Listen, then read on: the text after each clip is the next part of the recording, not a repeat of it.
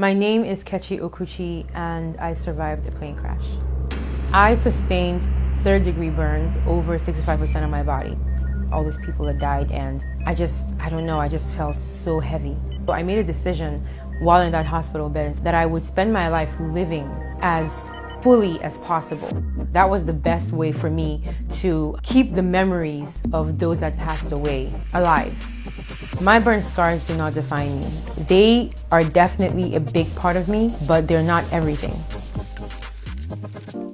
Life before the accident was a lot of fun. I grew up in Nigeria, which is my home country, and I spent my first 16 years there. When I started high school, which was a boarding school, I made a lot of friends there that have become lifelong friends. I was a really good-looking teenager and I was aware of it, so obviously I had a lot of confidence from that. I was traveling home for the Christmas holidays with 60 other students from my high school in Abuja, Nigeria. I was at the airport and with the other parents. It wasn't a new thing. This is what we always did. We wait at the airport for the kids to come in.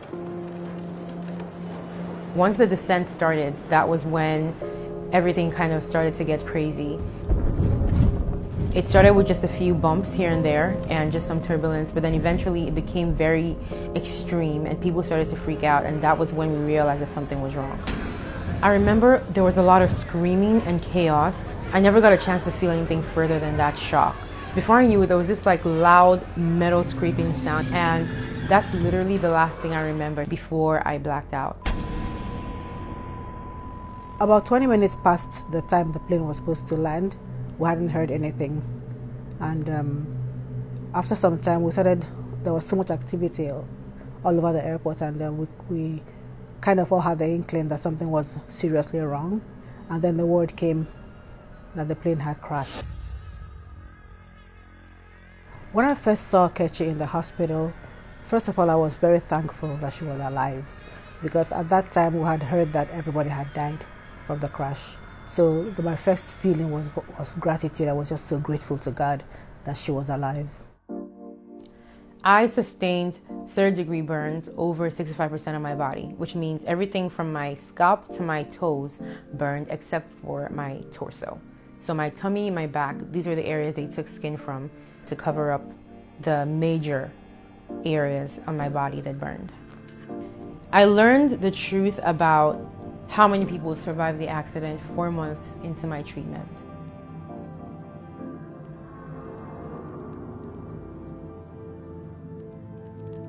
I was so confused because up until that moment I had assumed that everyone was okay. It's like I'm never going to see my friends again that were in that plane. I realized the last time I saw them was the last time, period. And that shook me to the core. All my friends were gone, all these people had died, and I remember I cried for days. I cried for so long. My family moved to Houston in 2007 primarily because of the level of reconstructive surgery that I would have access to here in America alone. I have had over 100 and maybe 20 surgeries and reconstructions over the years. I remember the first time that I asked my mom to show me my reflection after the accident. I was curious about how I now looked because I knew it would be different. Before the accident, my looks were everything. I thought my looks were the reason why I was so confident. But she raised up the mirror to my face, and I remember just looking, and I could see everything, first of all, was so pink. I had no skin on my face, so there was just raw flesh. I could still see some things that were familiar, like my eyes, my nose, my lips. There were certain things about my features that were there that just kind of gave me this familiar feeling that I was looking at Kechi still. That was the moment that I realized that my scars do not define me. That was the moment that I understood that whatever made me Kechi obviously went way, way beyond my physical looks. They're a big part of my identity, but they're not everything. So I made a decision while in that hospital bed that I would spend my life living as fully as possible. That was the best way for me to keep the memories of those that passed away alive. It was the best way to make them proud. And more importantly, it was the best way to make those they left behind proud.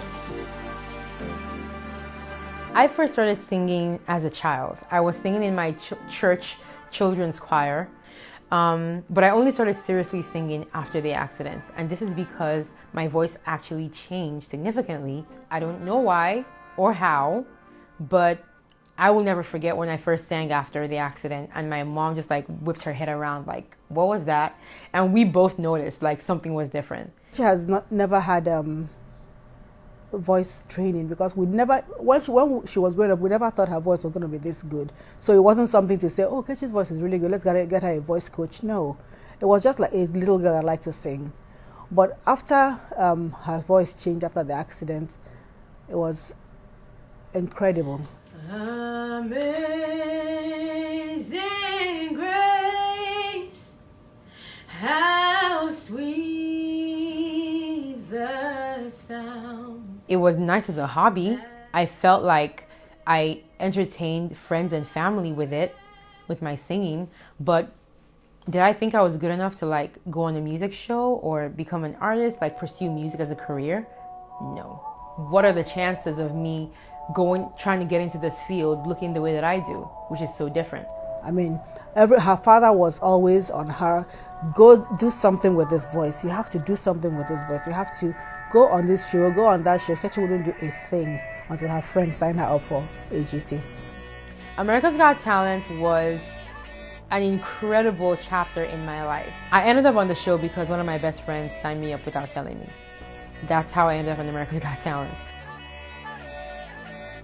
But the show did a great job within those 3 months to teach me so much. Now that I've had all this experience traveling and speaking in so many different places to so many different kinds of audiences, I meet people and I know that we are in a world that needs more of that kind of message where people realize that their scars, invisible or visible, do not define them. Their trauma doesn't define them. My burn scars do not define me. They are definitely a big part of me, a big part of my story and my identity, but they're not everything. And in my experience, when you're real, real recognizes real. And I choose to define by my own standards of beauty. And you should too.